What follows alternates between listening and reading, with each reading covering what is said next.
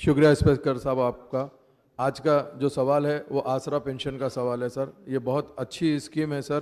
पहले हुकूमत तेलंगाना ने 1000 रुपीज़ रखा था सर ओल्ड एज के लिए और डिसेबल्ड के लिए 1500। अभी उसको एनहांस करके 2016 ओल्ड एज के लिए किया है और विडो के लिए किया है सर, और 3016 डिसेबल के लिए क्या रहा है। हैदराबाद के अंदर सर टोटल 1,08,204 टोटल लोगों को दे रहे हैं सर पेंशन, जिसमें ओल्ड एज के लिए 34,218 है सर, विडो के लिए 55,231 एंड डिसेबल के लिए 18,755 सर। ये तो पेंशन आ रहा सर, मगर पिछले एक साल से कई लोग एप्लीकेशन डाल के रखे सर, उसका अभी तक कोई पेंशन का कुछ नहीं हुआ सर। और एक चीज सर, मैं मुबारकबादी देता हूं हुकूमत को जिन्होंने 57 सन 57 ईयर्स पेंशन की एज लिमिट करे सर। मैं मिनिस्टर साहब से ये पूछना चाहता हूं, ये एप्लीकेशन आप कब से लेना चाहते हैं सर? कब से ये 57 साल के 57 ईयर्स के लोगों को पेंशन देंगे सर? और एक सर एक अहम बात यह है कि सर जो डिसेबल है, जो बाय बर्थ डिसेबल रहता, उसके लिए आप पेंशन दे रहे हैं सर।